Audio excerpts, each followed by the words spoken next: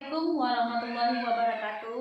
Perkenalkan, nama saya Yesi Susanti, calon guru penggerak angkatan 8, unit kerja SD Negeri 14 Sembawa. Di sini saya tidak sendiri, saya ditemani oleh kepala sekolah. Silakan Pak, perkenalkan diri Pak. Baik, nama saya Muhammad SPD, kepala SD Negeri 14 Sembawa. Baik Pak, di sini saya akan mewawancara Bapak tentang pengambilan keputusan berbasis nilai kebajikan sebagai pendidikan, karena Bapak sudah berapa lama? 8 tahun. Dan 8 tahun menjadi kepala sekolah. Setidaknya Bapak sudah punya pengalaman tentang pengambilan keputusan. Boleh saya bertanya Pak? Boleh, silakan. Baik, untuk pertanyaan yang nomor 1, bagaimana Bapak dapat mengidentifikasi kasus-kasus etika atau kasus bujukan moral yang ada di sekolah ini Pak? Baik, kasus dilema etika berarti terdapat dua nilai kebijakan yang bertentangan atau yang disebut benar lawan benar ya. Kemudian untuk bujukan moral berkaitan dengan keputusan benar atau salah, walaupun memang terkesan benar melawan benar, sehingga perlu ketelitian untuk menentukan apakah termasuk dilema atau etika atau bujukan moral. Nah di sini kita ya, karena dua hal yang sama-sama benar, jadi perlu kita teliti benar-benar mana yang lebih baik atau mana yang lebih benar. Itu yang kita utamakan, karena bisa sama benar ya. Jadi kita utamakan yang lebih benar lagi. Walaupun di antara benar itu benar ya. Jadi yang lebih benar atau nilai plus, istilahnya ada tambahan nilai plus itu kita ambil. Jadi itu yang kita perlu ambil tindakan. Jadi walaupun benar lawan benar, kita tetap memilih yang ada nilai tambahnya ya. Itu. Oh baik, jadi yang benar lawan benar kita harus mengidentifikasi dulu Pak ya. Yang mana yang lebih benar. Iya, kita teliti ya. Kemudian kita ambil yang lebih benar lagi. Baik, di antara yang benar. Untuk nomor 2 Pak, bagaimana cara atau langkah Bapak untuk melakukan pengambilan keputusan yang kasusnya sama-sama benar? Ya. Jadi kita identifikasi dulu permasalahannya apa, kemudian kita cari solusi pemecahannya. Kemudian kita tinjau dari beberapa aspek ya, atau solusi pemecahan itu yang mana yang terbaik. Jadi kita teliti, kita amati kasus itu. Jadi pertama kita bagaimana pemecahannya atau mencari jalan keluarnya, ya itu yang lebih penting. Kemudian kita cari solusi, itu kan banyak. Jadi mana yang lebih tepat kita carikan pemecahannya, gitu ya. Jadi dari yang Bapak sampaikan tadi, intinya itu mencari solusi yang terbaik. Iya, paling terbaik. Iya. Yang nomor 3 Pak ya. Ya. Menurut Bapak, apa yang Bapak lakukan ini sudah sesuai dengan prosedur saat pengambilan keputusan Pak? Iya, kita memutuskan kan bukan keputusan Pak sendiri, itu dimusyawarahkan dengan teman sejawat. Jadi kalau di kemudian hari ada kesalahan, kita tidak bisa disalahkan ya. Kalau kita mengambil sendiri, nanti ada apa-apa dan dijumari, kita yang disalahkan. Jadi kalau sudah keputusan kita bersama, tidak ada disalahkan ya. Jadi intinya berkolaborasi Pak ya. Iya, kolaborasi. Jadi kita mengambil keputusan itu harus kita kumpulkan, tidak boleh kita mengambil keputusan sendiri ya. Jadi kalau kita sendiri nanti namanya diktator. Iya. Ya, jadi kalau ada apa-apa di akhirnya nanti kita tidak bisa disalahkan karena sudah keputusan bersama ya. Walaupun itu kita anggap terbaik belum tentu kan. Jadi akhirnya kita tidak disalahkan, kita sudah musyawarah untuk menyelesaikan masalah itu ya. Berarti intinya kita harus bekerja sama dengan rekan dewan guru ya. Dengan guru untuk menyelesaikan masalah yang kita hadapi. Lanjut nomor 5 Pak ya. Kira-kira Bapak pernah mengambil keputusan dalam kasus-kasus yang pernah Bapak ambil, adakah tantangan yang terberat buat Bapak dalam mengambil keputusan kira-kira Pak? Alhamdulillah ya, karena setiap masalah itu kan ada jalan keluarnya. Jadi kalau ada jalan keluarnya kan berarti walaupun berat itu bisa kita atasi ya. Jadi tadi kalau kita namanya memimpin kan berarti ada bawahan. Jadi kalau ada suatu masalah, jangan ambil keputusan sendiri. Kita rundingkan sama-sama. Jadi itulah keputusan yang terbaik. Ya. Kalau kita sendiri nanti yang namanya kita sendiri kan mungkin ada salahnya atau kurangnya dalam pengambilan keputusan. Jadi perlu kita sama-sama apapun yang kita hadapi, baik itu keputusan yang baik apalagi yang tidak baik, ya. Jadi kalau tidak baik kan ujungnya tidak bisa atau tidak akan dinaikkan ke hukum, kalau kita musyawarah dipisahkan secara bersama. Ya, oke.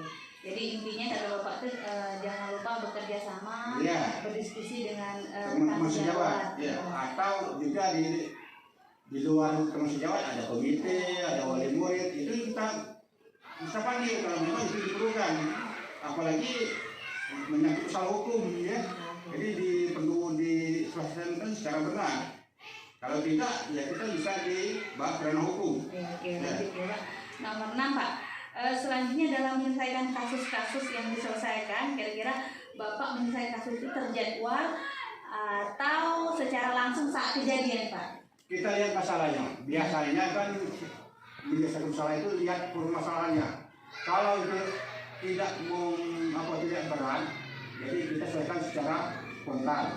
Kalau itu memang masalahnya rumit, kita perlu pemikiran atau tidak lanjut berikutnya. Ya? Jadi kita lihat permasalahannya apa. Kalau memang perlu ditangani secara cepat, tidak membawa efek lain, ya kita tangani secara spontan. Ya. Tapi kalau itu bisa membawa dampak buruk, ya kita panggil yang bersangkutan. Di luar itu, kasus itu kan semuanya anak murid kita bermasalah. Kita menasihati, rupanya bukan anak sendiri, ada teman yang lain. Nah itu perlu orang tuanya, ya. Jadi bisa spontan hari itu, kalau memang masalahnya tidak rumit, bisa juga berlanjut, tergantung dengan permasalahannya. Tergantung kondisi Pak. Ya, kondisi masalahnya apa. Oke. Kalau tidak berat, ya kita harus tangani. Tapi kalau berat, kita berlanjut. Oke, lanjut nomor 7 ya Pak. Iya. Adakah orang yang selama ini membantu Bapak dalam mengambil keputusan atau setiap Bapak mengambil keputusan itu Bapak hanya Bapak sendiri gitu? Ada. Jadi saya selaku pimpinan tidak pernah saya mengambil sendiri, apalagi menyangkut orang banyak. Jadi saya rundingkan, saya rapatkan dengan dewan guru, bila perlu dengan ketua komite, masyarakat dan sebagainya. Pokoknya yang berhubungan dengan masalah itu kita ajak untuk menyelesaikan masalah itu, ya. Jadi tidak bisa kita sendiri, apalagi kita berorganisasi. Jangan kita mengambil sendiri, karena kita sendiri belum tentu benar. Ya. Jadi perlu kita musyawarahkan dengan siapapun yang diperlukan, rekan kerja, guru-guru, kemudian wali murid, komite dan sebagainya. Kadang-kadang kala kita perlu pendapat orang lain. Iya, karena kalau kita belum tentu benar, ya. Walaupun kita berpilihan, ya namanya manusia kan ada salah, ada hilang. Nah kalau kita ambil keputusan itu salah, akibatnya lain. Ya. Nomor 8 Pak, dari yang Bapak sampaikan tadi kira-kira Pak, adakah pesan-kesan dari pengalaman Bapak selama jadi kepala sekolah agar menjadi pembelajaran khususnya buat saya Pak ya, dalam melakukan pengambilan keputusan kasus di lembaga etika Pak? Iya, jadi pesan saya atau pesan saya, setiap mengambil keputusan jangan kita mengambil keputusan sendiri, ya. Jadi kita ajak teman-teman yang bisa menyelesaikan masalah tersebut, ya. Jadi supaya hasilnya baik, ya. Jadi dapat hasil keputusan yang terbaik. Gunanya apa? Supaya di kemudian hari tidak ada masalah. Kalau keputusan tidak benar kita ambil, ya mungkin berlanjut, ya. Apalagi menyangkut masalah hukum lebih berat lagi, ya. Atau masalah sosial, kita dicaci orang kalau mengambil keputusan tidak benar, ya. Jadi itu saya pesankan. Oke, terima kasih Pak wawancaranya, ilmunya Bapak transferkan hari ini.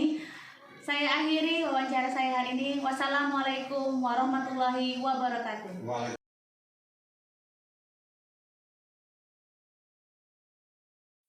Assalamualaikum warahmatullahi wabarakatuh. Perkenalkan, nama saya Yesi Susanti, calon guru penggerak angkatan 8. Di sini saya tidak sendiri, saya ditemani oleh, silakan Bu, perkenalkan diri. Nama saya Ibu Cici Kurniasi, Kepala Sekolah SDN 10 Banyasin 3. Baik, terima kasih Bu atas perkenalan dirinya. Di sini saya akan mewawancarai Ibu tentang pengambilan keputusan berbasis nilai-nilai kebajikan sebagai seorang pemimpin. Karena di sini 3 tahun setengah. Alhamdulillah sudah 3 tahun, berarti pengalamannya sudah banyak Bu. Di sini kita ingin Ibu berbagi gitu kan. Pertanyaan nomor 1, bagaimana Ibu dapat mengidentifikasi kasus-kasus dilema etika atau kasus rujukan moral yang ada di sekolah ini Bu? Memang saya juga di sini kurang lebih 3 tahun setengah. Tapi kalau kasus itu sudah pernah dialami, sulit sekali untuk mengambil keputusan karena di satu sisi kan yang kedua-duanya sudah benar. Tapi alhamdulillah dengan cara setiap sebulan sekali kami mengadakan evaluasi diskusi bersama dewan guru. Kalau memang untuk bertemu empat mata belum pernah saya lakukan, dengan itulah kami berdiskusi tadi kan setiap bulan sekali, setiap sebulan sekali. Dari situ alhamdulillah dengan banyaknya masukan-masukan dari dewan guru yang memang mendukung untuk mengambil kebijakan itu, dan alhamdulillah bisa diselesaikan. Intinya berkolaborasi, berdiskusi dan evaluasi ya penting sekali. Jangan berani sekali-sekali berani mengambil keputusan sendiri. Nomor 2 ya Bu, bagaimana cara atau langkah-langkah melakukan pengambilan keputusan yang kasusnya sama-sama benar? Jadi Ibu menghadapi kasus sama-sama benar. Nah, keputusan yang Ibu ambil itu bagaimana langkahnya?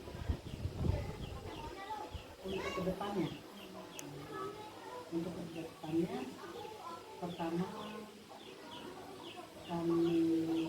saya pribadi melakukan supervisi